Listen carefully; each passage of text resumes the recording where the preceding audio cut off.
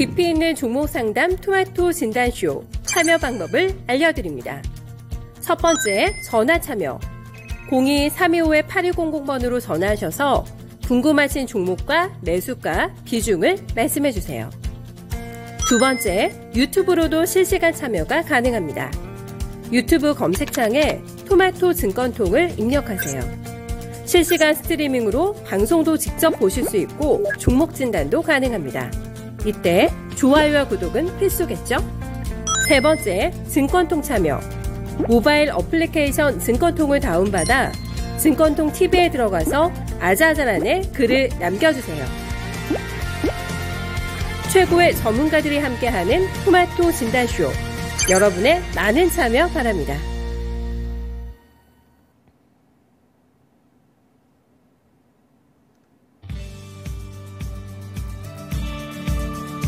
안녕하세요. 종목진단 맛집 진단쇼의 김민아입니다.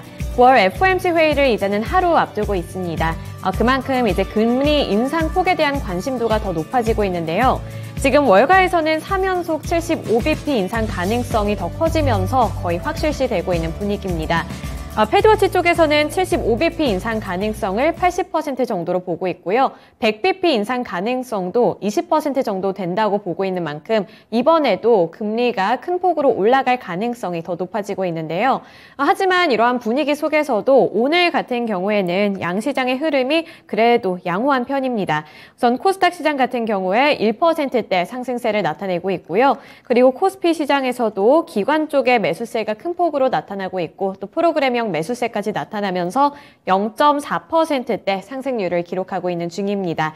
이제 FOMC를 앞두고 어느 정도는 좀 소화를 해내고 있다 이런 평가도 나오고 있는 만큼 오늘도 진단쇼 통해서 여러 가지 종목들과 함께 인사이트 많이 얻어가셨으면 좋겠는데요. 오늘도 두 분의 전문가님들과 함께합니다. 오늘은 이재필 전문가 그리고 부장 전문가님과 함께 할 테니까요. 고민되는 종목이 있다면 종목명, 매수 단가, 보유 비중, 고민과 함께 댓글창 활용해 주시면 되고요. 또 하단에 있는 번호로도 언제든 전화 문의 받고 있으니까 항상 전화벨 올려주시길 부탁드립니다.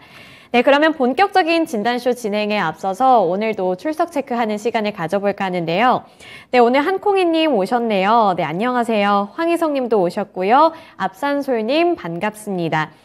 그리고 또 왕비비빅님 반갑습니다. 네, 많은 분들 오늘도 참석해 주셨는데 댓글창에서도 많은 이야기들 나눠주시길 바랄게요. 네, 그러면 오늘 첫 번째 전문가님부터 만나보겠습니다. 이재필 전문가님이에요. 안녕하세요. 네, 안녕하십니까?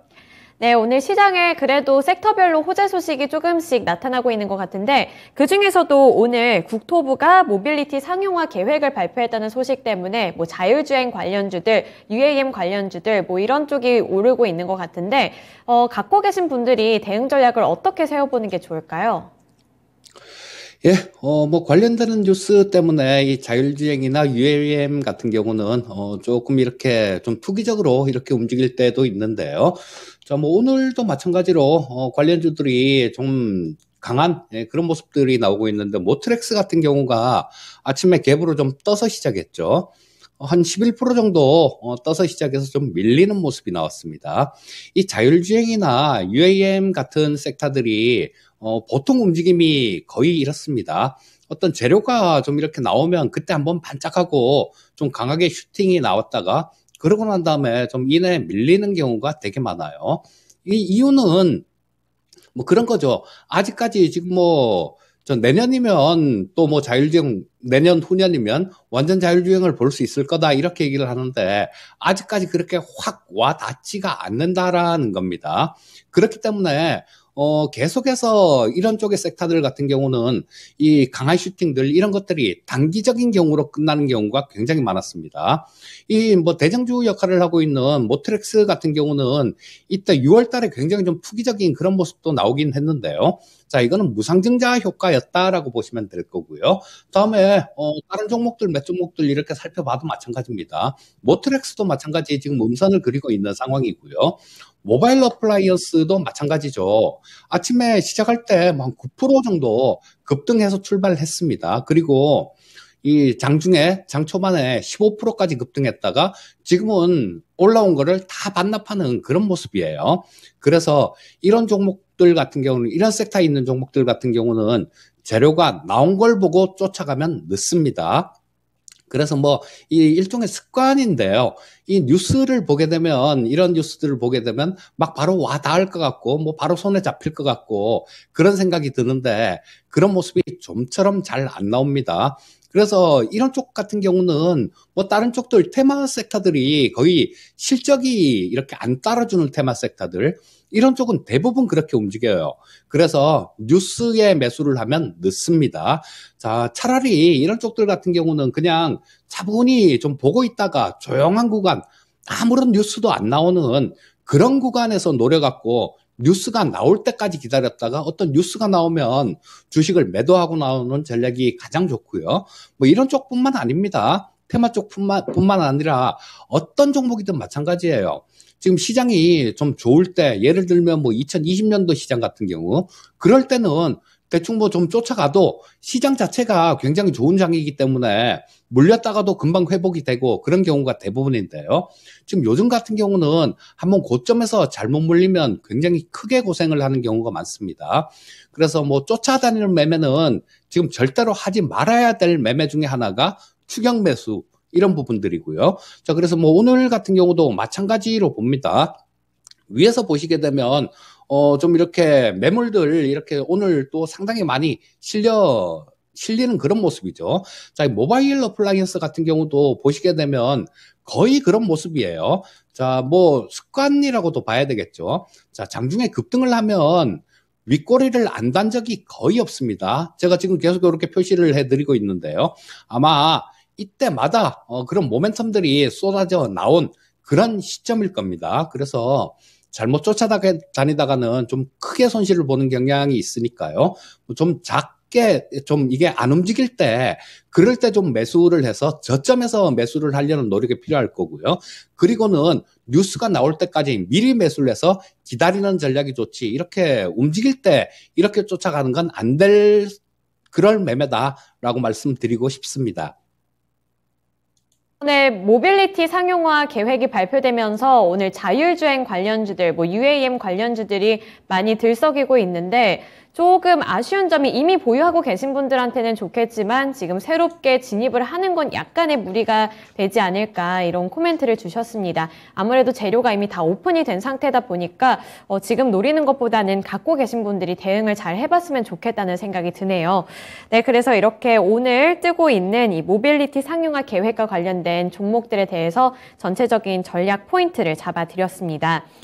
그리고 제갈공명님 말에 저도 동의를 하는 게 최근에 시장 너무 안 좋았잖아요. 그래서 빨리 시장이 조금 안정이 되고 좋은 날이 와서 좀 우리 개인 투자자분들도 투자할 때 재미를 느끼실 날이 빨리 좀 왔으면 좋겠다는 생각이 드네요. 네, 그리고 이제 첫 번째 종목 진단을 해볼까 하는데 오늘은 나비아님이 1등으로 접수를 해주셨습니다. 녹십자 홀딩스고요. 25,000원에 5% 보유 비중 들고 계십니다. 그래서 종목 교체를 하고 싶은데 지금 녹십자 홀딩스 손실이 너무 커서 어떻게 빠져나와야 할지를 모르겠다고 요청을 해주셨네요. 그래서 지금 진입한 구간을 보니까 그러네요. 손실이 어느 정도 좀 있으셔서 이거를 어떻게 빠져나와야 손실을 최소화하고 나올 수 있을까요? 녹십자홀딩스를 25,000원 정도에 매수를 하셨으면 아마 올해는 아닐 것 같고 올해 초 정도가 됐거나 아니면 작년 말 정도 그 정도가 아닐까 싶은 생각이 드는데요. 자, 뭐 지금 이 차트는 주봉 차트입니다.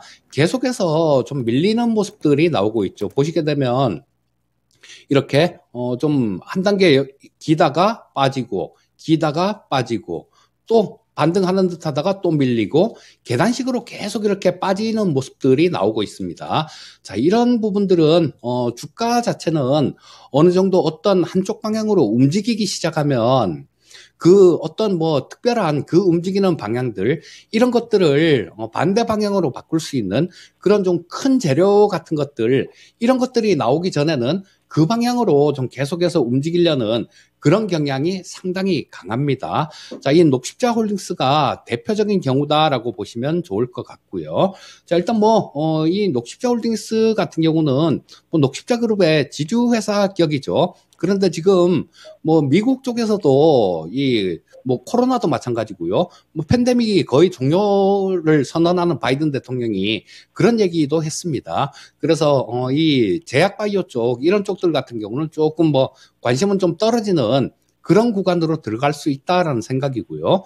자, 지금 이게 좀 어느 정도 10% 안쪽에서 손실이 났을 경우에는 어떻게 할 수 있는 그런 방법들이 생기는데요.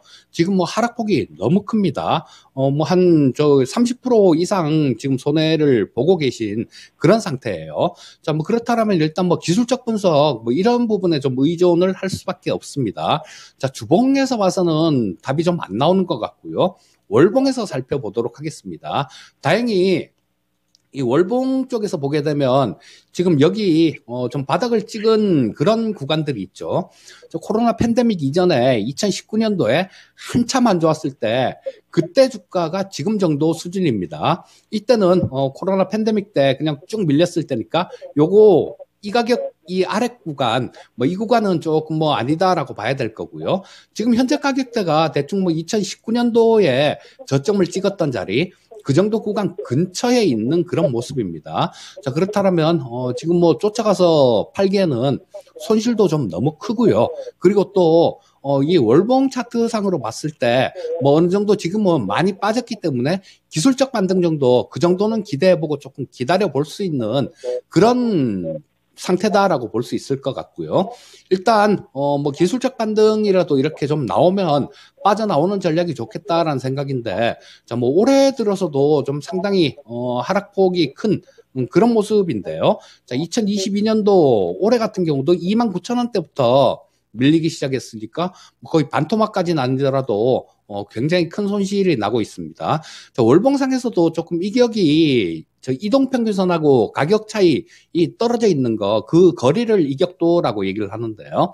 상당히 좀 많이 떨어져 있습니다. 그래서 뭐 어느 정도 기술적 반등 정도는 기대해보고 기다려 보시는 게 좋을 것 같고요.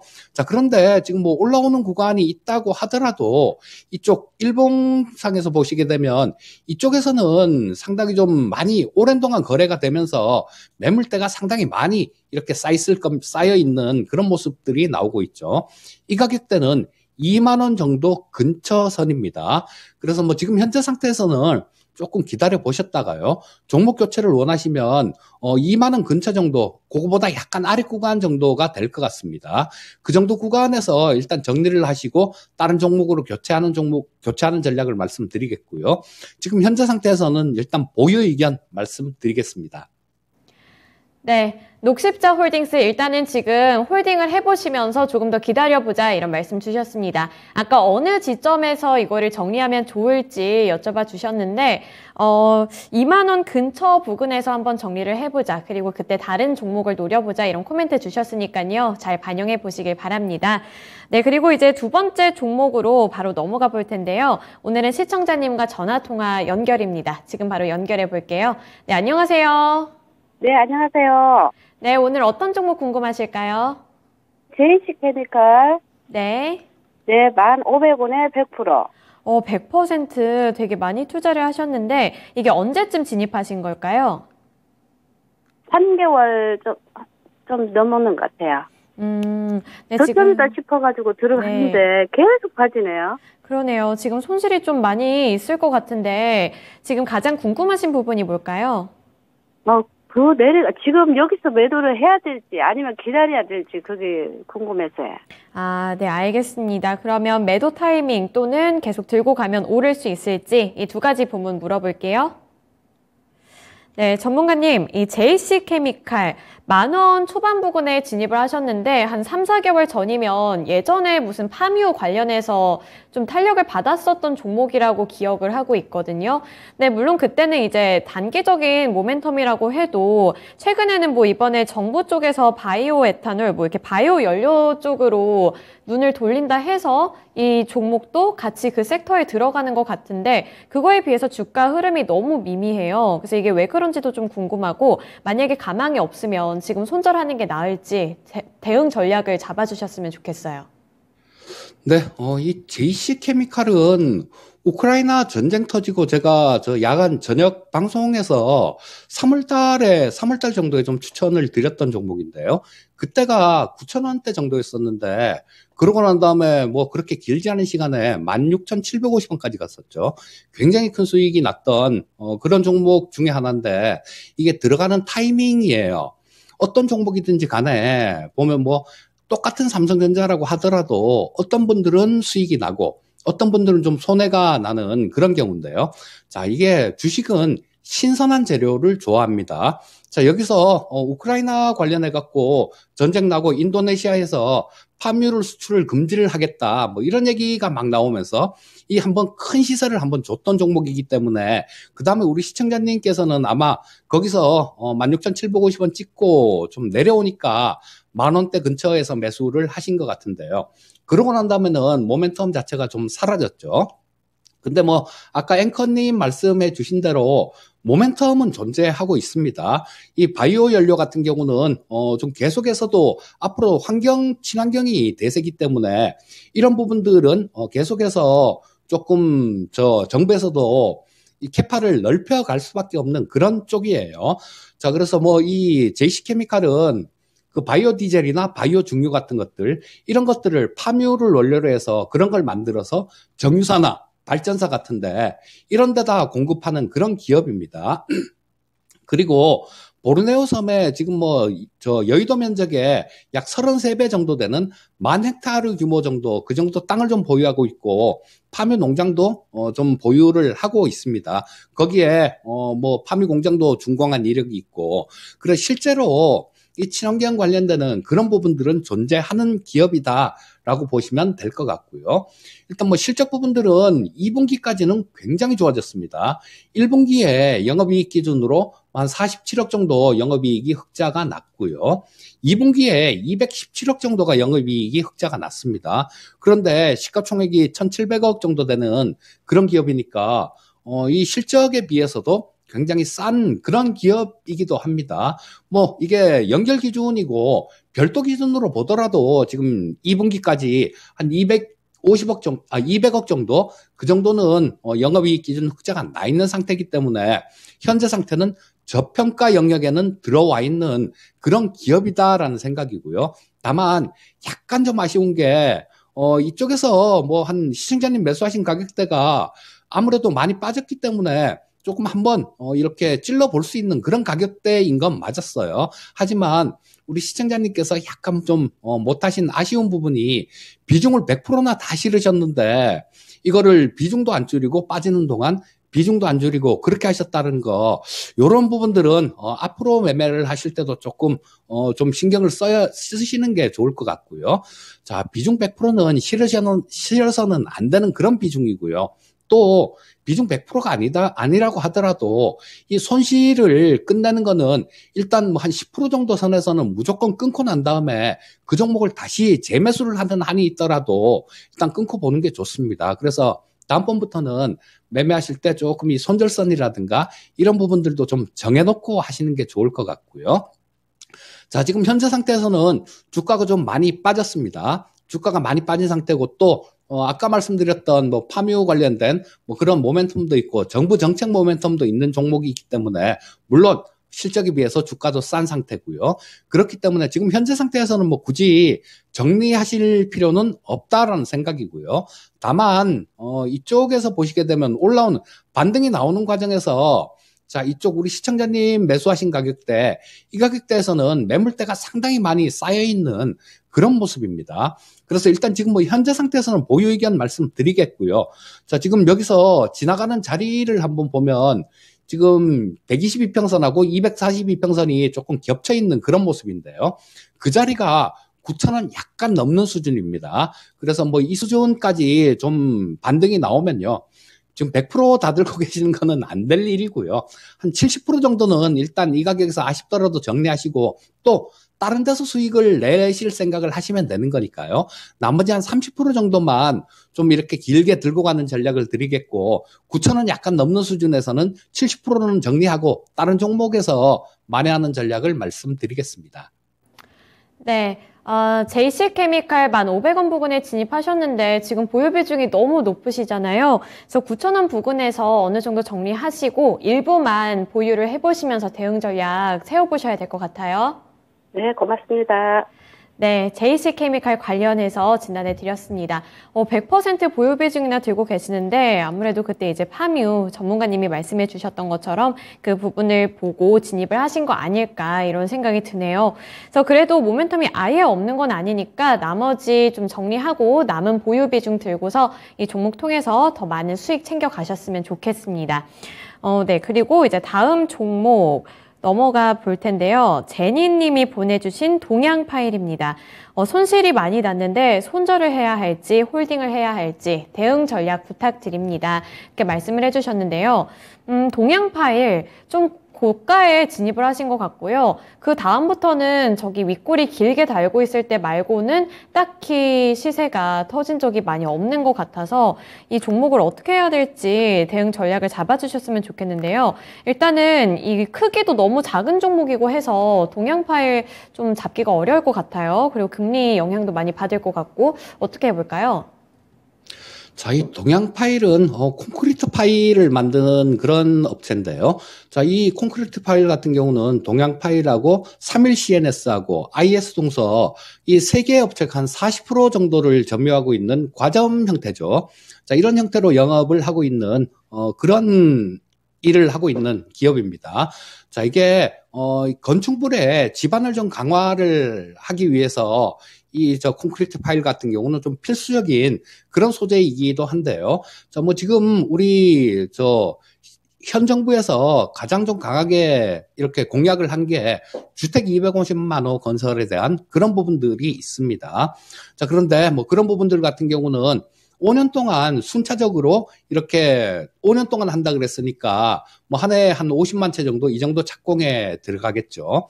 자, 이런 부분들에 대한 재료는 있었어요. 그런데 원자재 가격이 너무 올랐습니다. 지금 시멘트 업체들이 전에 상반기에 이 시멘트 가격을 한번 올렸죠. 그리고 또 9월 달에도 시멘트 가격을 올렸습니다. 그래서 이 원가 부담들 이런 것들이 주가를 계속 억누르고 있는 그런 모습이에요.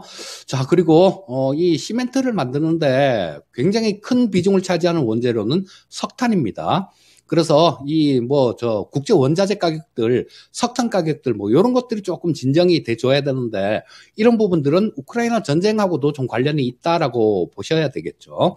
자, 다행히 이 우크라이나 전쟁 같은 경우는 이 우크라이나에서 그 동부 하르키우주 쪽 그리고 이지움 쪽 이쪽을 탈환을 하면서 조금 지금 푸틴이 머리가 굉장히 좀 복잡해지는 그런 상황에 처해져 있기 때문에 아주 완전히 언제 끝날지 모른다 이렇지는 않을 것 같아요. 미국 쪽에서는 몇 달 정도 더 갈 수도 있겠다 이런 얘기를 하는데요.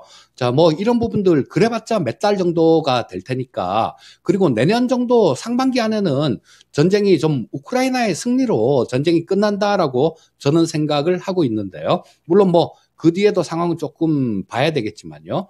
일단 그런 부분들이 조금 잠잠해진다라면 이 원자재 가격, 시멘트 가격 같은 경우도 조금 내려올 수 있는 그런 여지가 있다라고 보셔야 됩니다. 그래서 지금 현재 상태가 시가총액이 굉장히 작은 종목이에요. 한 665억 정도가 되는데 이 보통 시가총액 660억 정도 되는 기업들이면 적자가 나는 기업일 확률이 굉장히 높죠. 그런데 그런 기업은 아니에요. 재작년 정도까지는 적자가 났었습니다. 재작년에 영업이익 기준 한 41억 정도 적자가 났는데 작년에는 82억을 흑자 전환했고요. 올해 같은 경우도 그렇게 크진 않지만 1, 2분기 합쳐서 한 22억 정도는 영업이익 기준 흑자가 나고 있는 그런 모습이에요. 또 전년 동기에 한 34억 정도 영업이익이 났으니까 그 부분보다는 반토막 정도가 나고 있는데 이런 부분이 아까 말씀드렸던 그 원자재 가격의 상승 때문에 그렇습니다. 좀 600억 정도밖에 600억 약간 넘는 시가총액이다라면 지금 현재 영업이익 나는 부분들 이런 부분들을 봐서는 그렇게 크게 많이 비싼 수준은 아니다라는 생각이고요. 자, 그러니까 지금 현재 상태에서는 이렇게 좀 급락한 상태에서 여기서 쫓아가면서 파는 거는 조금 아닌 것 같고요. 자, 비중이 다행히 10% 정도밖에 안 되니까 조금 이렇게 여유 있게 조금 들고 가실 수도 있겠다라는 생각이 듭니다.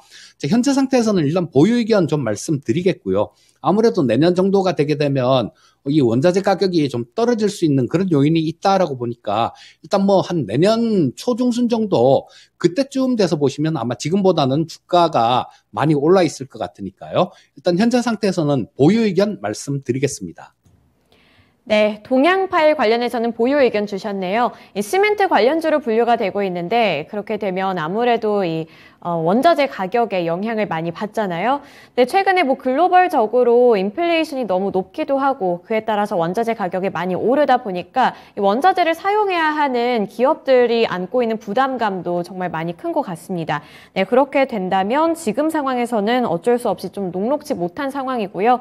내년까지 바라보시면 어느 정도 그래도 수익이 나지 않을까 이런 코멘트 주신 만큼 이 부분 잘 반영을 해보셨으면 좋겠습니다. 네, 동양파일 관련해서 진단해 드렸고요.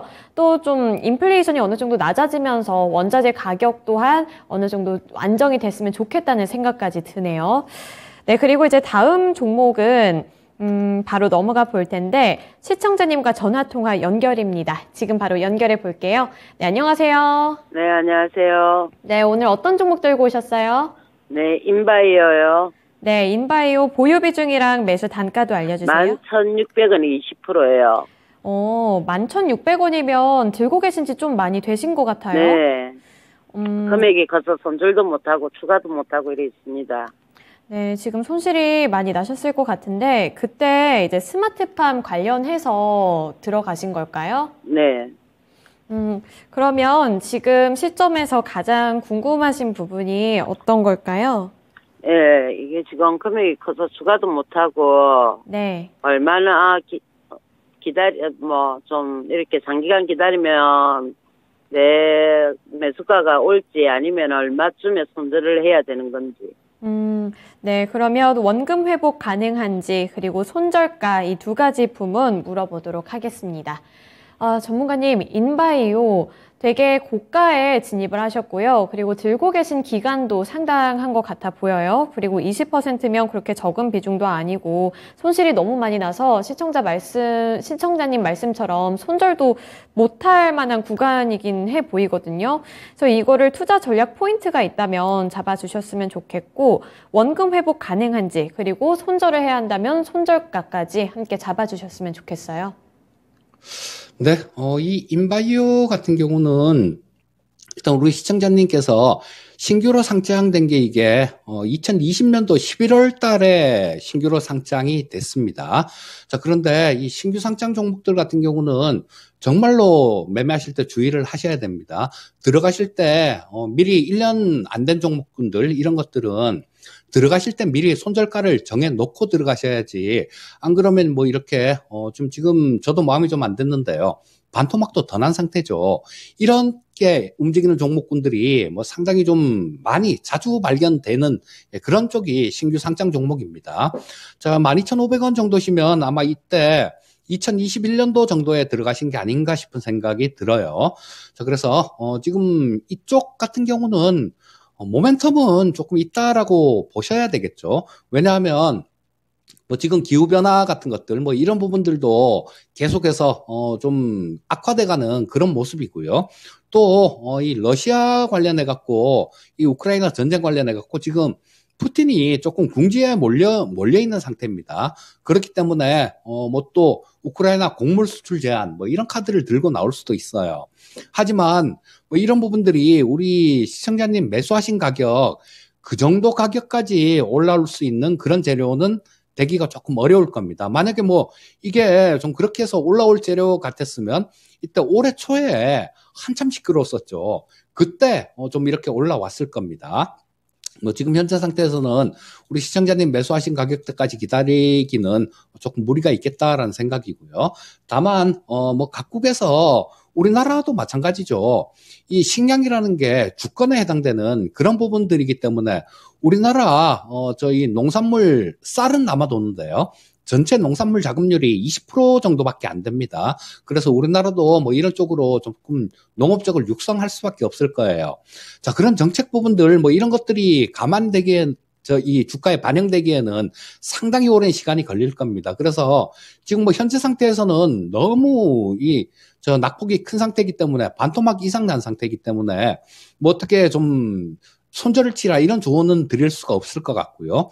다만 이게 우리 시청자님 매수하신 가격이 11,600원 정도면 시가총액이 한 1,200억 정도 이상은 나와줘야 본전이 된다라는 얘기인데요. 그까지는 좀 어려울 것 같고 일단 뭐 한 7,000원대 중반 정도 그 정도는 지금 올해 초에도 뭐 9,000원대 9,130원 정도를 간 적이 있으니까요.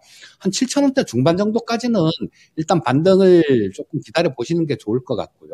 만약에 또 추가 매수는 또 지금 20% 정도 비중 갖고 계시니까 여기서 더 매수를 하시면 이게 비중이 너무 커져서 안 됩니다. 일단 뭐 보유하고 있는 것만 보유를 하시고요. 한 7,000원대 중반 정도 그 정도까지 오면 그때 상황을 또 보는 게 더 정확할 테니까요. 일단 그까지 올라오시면 다시 한번 문의를 해주시면 그때 다시 또 좀 봐드리도록 하겠습니다. 일단 보유 의견 말씀드릴게요.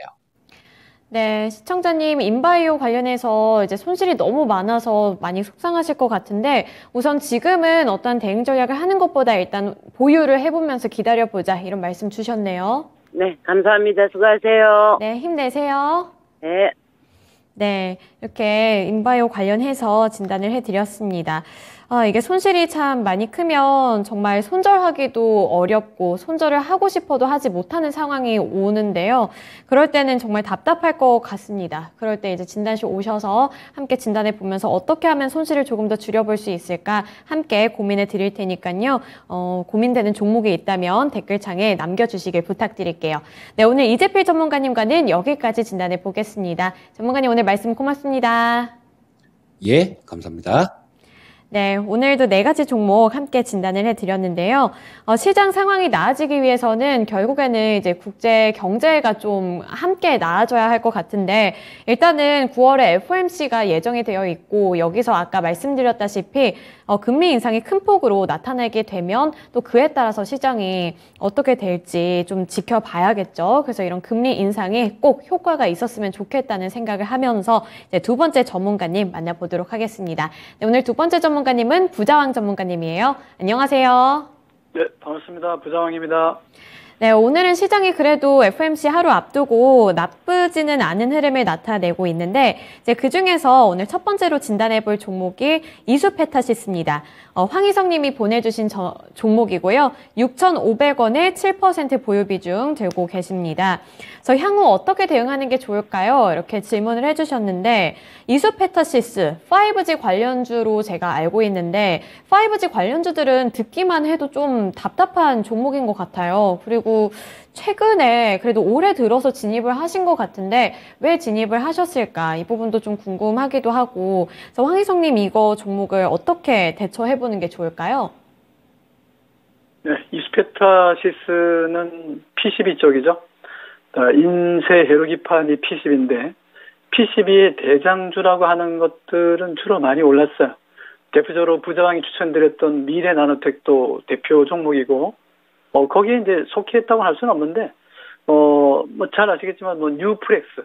예, 대표적으로 뉴프렉스, 대덕전자, 신텍, 이런 데 다 들어가는데, 사실 이수페타시스는, 실적이 엄청나게 좋지는 않을 겁니다. 한번 차트 보기 전에 기업 내용을 잠깐 본다면, PCB 관련주들이 다 대박 났어요. 올 한 해. 예, 급등주입니다. 사실 이제 실적 턴어라운드 되면서 주가가 엄청나게 올랐는데 좀 쉬어가는 것 같아요.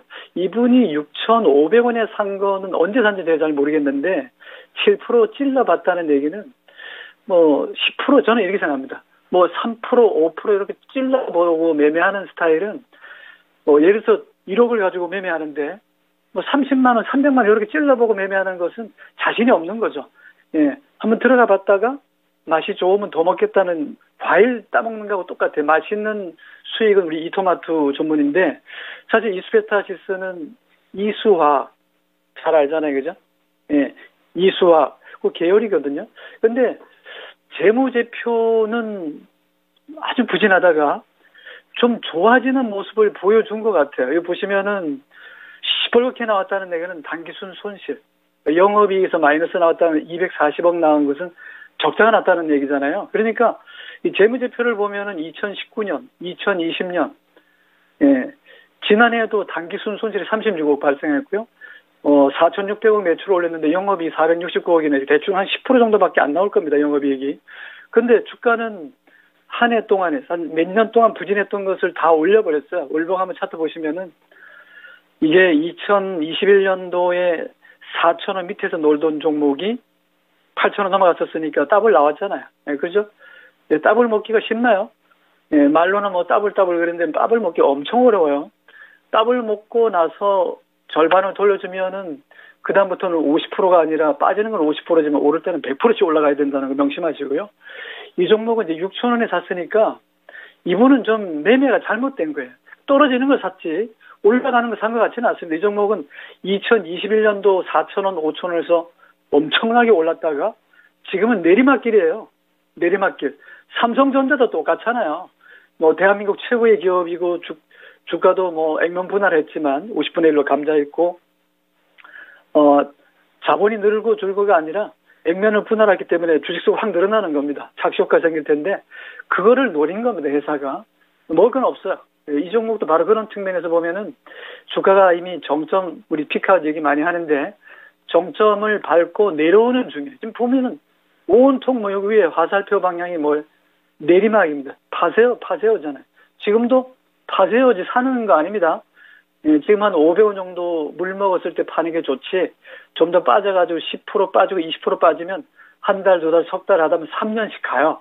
뭐 OCI처럼 삼성중공업처럼 한번 신나게 빠지다가 올라옵니다. 이 주가가 3년, 5년 빠졌다가 오르는 거는 3개월이면 6개월이면 3년, 5년 빠지고 다 회복합니다. 이 종목은 지금은 아니에요. 이 종목이 좀 올라가려면 확실하게 이번 3분기 실적 발표될 텐데 금년에는 실적이 턴어라운드 된 게 완전히 나올 겁니다. 영업이익에서 수익이 난 거 말고 법인세라든가 그동안에 밀려있던 거 다 갚아주고 완전히 실적 턴어라운드 EPS가 만들어질 때 그때는 주가가 올라갈 수 있는 여전히 있다. 저는 이제 이번에 이제 3분기 실적과 4, 4분기까지 놓고 본다면 이수페타시스는 실적은 좋아요. 주가가 어떻게 기업 가치로 갑니까? 예, 기업 가치 투자하는 사람 가치주 목 놀아버렸는데 그 가치는 뭐 교과서에 있는 거고 시장에서는 그 가치를 인정 안 해주고요. 지금은 공매도 안 치면 고맙다 그래야죠. 이 종목은 지금은 회사가 좋고 나쁜 게 아니라 좋고 나쁜 거는 본인의 생각이고 시장에서는 오르냐 안 오르느냐가 따지는 거거든요. 이 종목은 오르는 종목이 아니라 내려가는 종목이니까요. 6,000원 깨지면 볼 거 없습니다. 일단 팔았다가 월봉에서 빨간 양봉이 나오거든. 아시겠죠? 월봉에 빨간 양봉이 만들어지고 이런 모양이 하나, 두 개씩 만들어질 때 그때 다시 들어가는 게 좋지 않겠는가 보고 저는 6,000원 손절가 제시해드리고 지금도 늦지 않았으니까 일단 빠져나왔으면 어떤 사람은 그럽니다. 지금도 늦지 않았다. 늦었지 왜 안 늦었어요?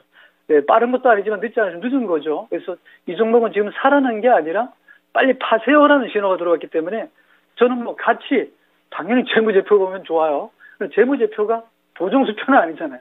PBR 1배 미만이 싸다는 거지 올라간다는 보증수표는 아니라는 거죠. 이 종목은 파는 게 좋다. 6,000원이 깨지면 리스크를 해야 되고 7,000원 무너지면서부터 계속 팔으라는 거지 사르라는 신호는 아니었는데 어떤 사람은 뭐 3분의 1 빠지면 또 10%, 또 3분의 1 빠지면 10%, 뭐 빠질 때마다 막 질러대는데 큰일 납니다. 그러면 지금은 묻어둘 때가 아니에요. 그래서 저는 이 종목은 6,000원 손절가 잘 지켜보시고 반등 들어오면 6,500원 한 발만 들여지면 뭐 본전되니까요. 본전 생각하지 마시고 반등 나오면 빠져나오자. 매도 의견 제시합니다.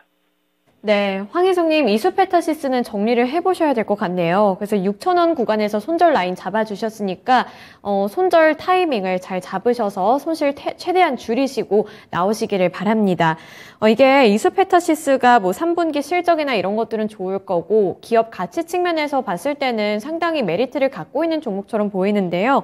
아까 말씀해주신 것처럼 반도체 소재, 뭐 PCB 쪽으로 엮여 있는 종목으로 뭐 스마트폰이나 우주항공 그리고 5G 이렇게 여러 여러 가지 분야에서 쓰일 수 있는 만큼 가치 자체는 나쁘지 않지만 지금 주가 흐름 자체를 분석을 했을 때는 나중에 진입을 하더라도 지금은 좀 매도 타이밍을 잡아볼 시점이다. 이런 말씀 주셨다는 부분 모두 참고해 보시길 바랍니다.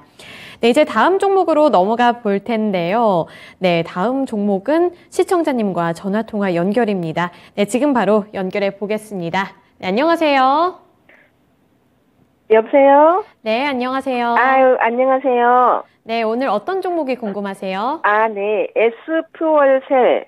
네, S퓨얼셀. 네, 43,500원에 20%나 있어요. 많이 속상하실 것 같아요. 네, 지금 2년이 됐어요. 오랫동안 들고 계신 네. 거예요? 네, 예. 그러네요. 네, 왜 못 빠져나오셨을까요? 그러니까요, 대응을 못했어요. 초보라서. 계속 오를 거라고 생각을 하셨던 거구나. 네, 그랬죠. 네, 오를 거라고 생각하고 이제까지 버텨왔는데, 네. 이게 과연 얼마 오를 수 있을 건가, 아니면 어느 시점에서 매도를 해야 될까, 네. 궁금해가지고요. 네, 알겠습니다. 그러면 이 종목의 앞으로의 전망, 그리고 손절을 해야 한다면 손절 타이밍까지 함께 잡아달라고 한번 요청해 볼게요. 네네. 네, 전문가님, 이 S퓨얼셀 꽤 오랫동안 장기 보유하셨거든요. 거의 2년 넘게 보유 중이시고 지금 손실도 굉장히 많이 난 상황이라서 이 종목 또한 손절을 마음대로 못할 것 같아요. 그래서 지금 22,000원 구간까지 내려왔는데 이게 지금 손절을 해야 할 타이밍인지 아니면 그래도 수소 쪽으로 엮여 있고 수소가 앞으로 뭐 관심을 받을 수도 있잖아요. 어떻게 대응을 해보는 게 가장 좋을까요? 네. 또 요 종목은 아까 그 종목하고 좀 틀려요. 이스페타시스는 PCB 쪽이니까 뭐 가끔씩 뭐 대덕전자라든가 심텍이라든가 뉴프렉스라든가 PCB 뭐 주변의 종목들이 잘 나간단 말이죠. 그러나 이제 이 종목 같은 경우는 수소 연료전지 시스템 쪽에 관련돼 있는데 수소 얘기만 나오면 올라갔던 종목이 프리미엄을 너무 많이 줬어요. 그러니까 아까 종목은 회사는 좋고 나쁜 거로 따진다면 엄청 좋으나 이 종목은 이제 업황이 좋다는 거죠. 앞으로 이제 업황은 수소 전기차가 대세니까 그쪽에서는 길게 보면 돼요. 아까 그 종목도 마찬가지로 길게 나는 가치 측면에 워렌 버핏처럼 10년이고 20년이고 하면 나는 시간밖에 갖고 있는 게 없으니까 한번 가져가겠다. 그럼 묻어두시는 그런 매매는 좋은데 저는 그런 거 바람직하지 않다고 봐요. 힘들어요. 고생하시거든요.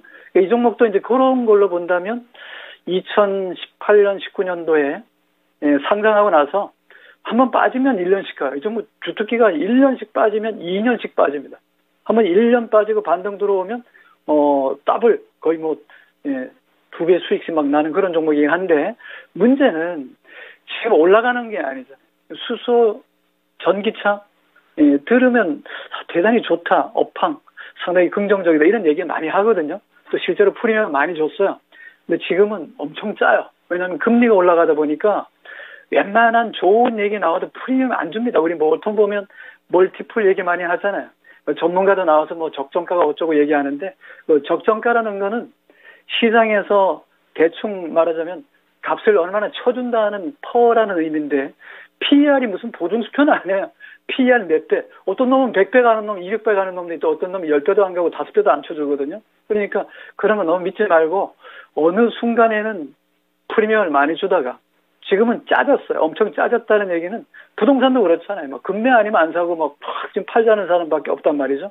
이런 종목의 특징은 뭐냐면 수소나 바이오 다 마찬가지겠지만 전기차도 그렇고 프리미엄이 많이 주던 시절이 있었는데 지금은 프리미엄만큼 국물도 없어요. 잘못 들어가면 고생하시거든요. 회사는 좋아요. 나는 가지고 있는 게 시간밖에 없으니까 뭐 2년씩도 갖고 있었는데 5년 못 가지고 있겠냐. 이런 분이라면 이제 수소나 연료전지 또 전기차 수소전 연료전지 이런 쪽은 금년보다는 아마 내년이나 시간이 가면 갈수록 점점 좋아지는 거거든요.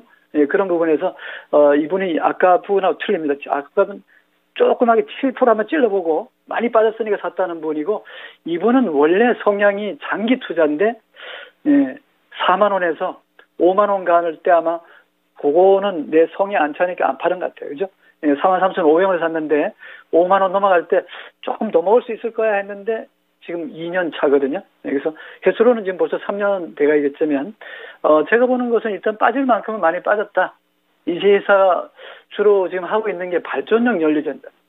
건물에 들어가는 연료전지거든요. 그런 부분에서 조금은 에코프로라든가 LNF라든가 포스코케미칼이라든가 양극재라든가 이런 전해질 이런 쪽은 아닌데 일단 그래도 연료전지나 발전용 연료전지 관련해서는 그래도 기술력도 있고 업황도 좋고 또 재무제표도 나쁘지 않아요. 근데 엄청나게 실적이 좋다 이런 거하고는 거리가 멀고 테마에 속해 있다는 정도로 말씀드리고 자, 이 종목 기술이 들어가 있습니다. 자, 4만 원대에서 들어갔고 43,500원이라 그러면은 제가 볼 때는 2020년에 5월에 장대 양봉 요 3개 나올 때 막 뛰어 올라갈 때 이때 들어가서 내 손에 안 차서 못 팔았을 정도고 주식이라 그렇거든요. 한번 내리막에 들어오면 한번 힘을 바짝 내서 올라갔기 때문에 에너지 소모가 많기 때문에 다시 한번 올라가려고 하면 엄청나게 용기가 있거나 힘이 넘치거나 그러면 모르지만 쳐다보기 싫거든요. 지금 봐서는 에너지 고갈 이렇게 보시는 게 좋고 일단 월봉에서는 음봉의 힘이 양봉보다 더 세요. 잘 보시면 이렇게 장대 양봉이 나왔다가 여기 보통 보니까 망치를 역으로 들고 있는 건데 얼마나 힘들겠어요. 망치를 탁 들었을 때 빨간 양봉을 들고 있는 거 하고 망치가 뒤집어져 가지고 들고 있으니까 얼마나 힘들겠습니까. 어떻게 보면 비석형 비슷하게 만들어져 있는데 윗꼬리가 많거든요. 음봉도 직전의 양봉보다는 힘이 엄청 세요. 그런 걸로 본다면 하락 기운이 아직은 많기 때문에 저는 이 종목이 단기로 반등이 들어온다고 보지는 않지만 그래서 좀 긍정적인 부분을 말씀드린다면 여기 주황색 있죠. 제가 별표해드렸는데 이 주황색에서는 그래도 잘 버텨내고 반등이 들어왔거든요. 여기서도 한번 들어왔고 골든 크로스 만든 이 자리에서부터 쭉쭉 시세를 뽑아서 그래도 20% 이상씩을 수익을 다 안겨줬거든요. 그래서 241선을 돌파하고 안착이 됐으면 다음 자리는 3만 원짜리인데 조금 아쉽긴 해요. 그렇지만은 지금 주황색이죠. 여기 보면은 22,750원대인데 아직은 상승 추세에 들어가 있고 좀 눌러놨는데 빠지는 모습은 아니고요. 제가 볼 때는 22,000원 근처만 오면 저가 매수 세력이 들어오니까 그리고 이번 성향이 좀 장기 성향이란 말이죠. 단기가 아니니까 좀 길게 가져가라는 측면에서 단기적으로 추린이라든가 또 트레이더 관점에 들어오신 분이 있잖아요. 그런 분들은 28,000원, 3만 원까지는 언제든지 빠져나올 수 있는 자리가 있습니다. 근데 이번하고는 거리가 너무 멀어요. 그렇기 때문에 2분기 실적보다는 아마 3분기 실적을 보거나 4, 4분기 실적까지 보고 가져가는 게 좋은데 아마 제가 팔으라 그래도 이분은 안 팔 겁니다. 그런 전제하에 저는 동 종목은 단기 종목이 아니라 중기 종목이다. 지금은 좀 힘을 내시고 굳이 나는 다른 종목에 욕심이 없다면 한눈 팔지 않고 이 종목만 가져가겠다라고 한다면 단기는 3만 원 이상 3분기 실적을 보고 조금 더 목표가를 좀 상향 조정하더라도 이 종목은 쉽게 지금 손절해서 2만 원 손실이 나 있는데 팔고 그럴 종목은 아니다. 길게 가져가셔도 좋은데 트레이딩 관점은 22,000원 손절가 단기로는 28,000원 3만 원까지. 그러나 시간이 많다 그러면 장기 보유도 무난하다 이렇게 말씀드릴게요. 네, SP혈세 관련해서 진단을 드렸는데 일단 단기적으로 보는 것보다 중장기적인 관점에서 전략을 짜봐야 할 것 같다 이런 말씀을 주셨거든요. 그래서 지금 2년 동안 들고 계셨으니까 이번에 3분기 실적 그리고 4분기 실적까지 확인해 보시면서 손실 없이 수익 꼭 가져가시길 바랄게요. 네, 감사합니다. 네, SP혈세 관련해서 진단을 해드렸습니다. 그래도 수소 관련주들이 최근 신재생 에너지 관련 쪽에서는 관심을 좀 덜 받았던 섹터기는 하지만 최근에 그런 소식도 전해져 왔었잖아요. 정부 쪽에서 수소산업 육성에 힘을 쓰겠다 이런 소식이 최근부터 들려왔으니까 조금 더 기다려 보시면서 어떤 수혜를 가져갈 수 있을지 이 부분을 눈여겨보시면 더 큰 도움이 되지 않을까 싶습니다. 네, 그리고 다음 종목 넘어가기 전에 다음 종목이 때마침 우리 국산김치님이 보내주신 종목인데 댓글에 이렇게 길게 남겨주셨어요. 맞아요. 요즘 시장도 안 좋고 하다 보면은 너무 많이 속상하기도 하고 그 마음을 정말 모두가 공감하지 않을까 싶은데 그만큼 국산김치님이 들고 와주신 종목 꼼꼼하게 진단을 해보도록 하겠습니다. CJ ENM이고요. 14만 원에 10% 보유 비중 들고 계신데요. 비중이 10%인데 국산김치님께는 이게 아픈 손가락 같은 종목이라고 합니다.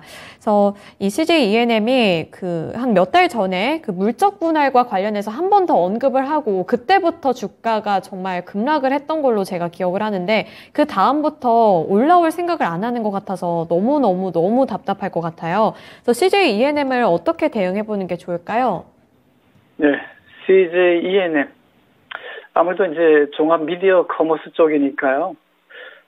ENM이니까 이제 오쇼핑도 있더라고요. 옛날에 홈쇼핑 있죠. 네, 오쇼핑도 들어가 있고, 또 방송 채널, 콘텐츠, 광고 다 들어가 있고, 사실 이제 이런 복합 업무를 하는 회사들의 특징은 뭐냐면, 올라갈 때는 참 잘 갈 때는, 우리 보통 얘기하면 가치주라든가 이런 것들 올라갈 때는 좋은데, 지금 이제 그런 거 인정해 주던 시절도 아니고, 또 재무제표를 잠깐 보면 ENM에 대해서는 실적이 2021년도에는 또 2020년도 마찬가지겠지만 영업이익은 2,700원 원조리 수준이 잘 나요. 그러니까 재무제표하고는 크게 영향을 안 주는 종목인데 작년에 실적 이후에는 금년에는요 영업이익은 많이 나는데 돈을 그렇게 많이 쓰는지 모르지만 단기 손실이 2분기 한 250억 만들어졌고 계속 까먹는 겁니다. 앞으로는 많이 버는데 뒤로 가면 별로 남는 게 없어요. 부채도 점점점 늘어나가지고 3년 전, 2년 전에 하던 60%, 70% 되는 부채가 빚이 조금씩 늘어나면서 100%, 120% 이렇게 늘어나거든요. 다행인 것은 그래도 이익이 중간중간에 나면서 유보금은 많이 쌓아놓은 게 많아요. 3,500%니까 자본금의 그죠? 35배 정도의 잉여금을 갖고 있으니까 회사는 문제 없는데 영업이익률이 보면 줄줄맞을거니까 3% 이익률, 2% 이익률이 나다가 1몇 %, 또 2분기는 마이너스 2% 이러니까 들쭉맞을거리니까 기업 내용의 안정성이라는 부분에서는 재미없는 종목. 그 주가 보면 어때요? 잘 나갈 때 시절은 2014년 전에 참 잘 나갔어요. 근데 2020년, 2021년까지는 지금도 그렇지만은 계속 내리막이거든요. 그러니까 이분이 지금 가격을 14만 원에 샀다 그러는데 앞자리인지 동그라미 하나 없어졌어요. 그러니까 숫자가 6자리에서 지금 5자리 확 줄었잖아요. 그죠? 조심해야 되고 14만 원짜리가 동그라미 하나가 날아갈 때까지 가만히 있었던 거 조금 좀 무심했던 거 아닙니까? 이 종목은 기술적으로 봤을 때는 월봉에서는 작년에 이 자리까지는 아마 이 15만 원 언저리니까 그런 대로 반등을 노렸던 것 같은데 대개 보면 이런 자리를 참 놓치는 경우가 많은데 이제 골든 크로스 만드는 질이 비슷하겠지만은 바로 무너졌거든요. 이 자리는 애누리가 없어요. 미안한 얘기지만은 이 종목은 골든 크로스와 데드 크로스가 동시에 만들어지면서 기존의 상승 추세를 다 반납하고 저점을 다 깨버렸거든요. 이 종목 무섭습니다. 아래쪽은 8만 원이 무너지면 이 저점 자리가 지난번에 8만 900원이었고 이번에 10만 원이 다시 무너졌기 때문에 다음 자리 8만 900원이 무너지면 좀 많이 무너질 것 같아요. 그래서 일단은 손절가는 지금도 팔아야 된다는 말씀 드리겠고요. 더 좋은 종목, 올라탈 수 있는 종목이 나오면 같이 가셔도 좋고 단지 이제 월봉에서 빨간 양봉 전환되기까지는 비중도 늘리시면 안 돼요. 그래서 저는 이 종목 물타기도 안 되고 반등에 빠져나오는 전략을 말씀드리겠고 3분기 실적을 보고 또 빨간 양봉이 월봉과 주봉에서 만들어지거나 적어도 일봉에서는 60선이 아니라 120선, 이 종목은 240선까지 올라오기 전까지는 함부로 들어가면 안 돼요. 비중도 늘리지 마세요. 그래서 이 종목에 대해서는 조금 더 관심을 갖고 노려보는 건 좋으나 미수나 물타기도 더 이상 안 되고 시간이 많이 걸린다는 거 참고하시고요. 시간이 많이 걸린다면 적어도 6개월 이상 걸리니까요. 잘 판단하시고 87,000원 지금 손절가 라인은 이미 넘어갔기 때문에 반등이 들어오든 안 들어오든 지금도 팔아야 되는 상황이고요. 제가 볼 때는 하방문은 열려있고 상방문은 상당히 압박이 심하니까 종목을 좀 교체하는 게 좋지 않겠나. 그래도 나는 길게 가져가야 되겠다. 그러면 뭐 답은 없는데 시간이 엄청 많이 걸린다는 거 말씀드리고 반등시 매도 의견 제시합니다. 네, CJ E&M 관련해서는 지금은 정리를 해봐야 할 때다 이렇게 강력하게 말씀해 주셨으니까요. 이 부분 기억하시면서 더 떨어지기 전에 다른 종목으로 빠르게 교체해 보시길 바랍니다. 네, 부장 전문가님과는 오늘 여기까지 말씀 들어볼게요. 네, 오늘 말씀 고맙습니다. 네, 고맙습니다. 네, 오늘도 두 분의 전문가님들과 함께 다양한 종목들 진단해 드렸는데요. 이제 진단쇼 마치기 전에 맞아요. 이번에 배추 가격이 폭우와 뭐 태풍 영향에 많이 올랐다고 하는데 김치도 빠르게 좀 먹어볼 수 있으면 좋겠습니다. 오늘도 시청해 주셔서 감사드리고요. 지금까지 투자 판단에 대한 도움 정보를 드렸습니다. 하지만 특정 종목의 상승과 하락을 보장하지는 않는다는 점 꼭 기억해 주셨으면 좋겠습니다. 네, 오늘도 시청해 주셔서 고맙습니다.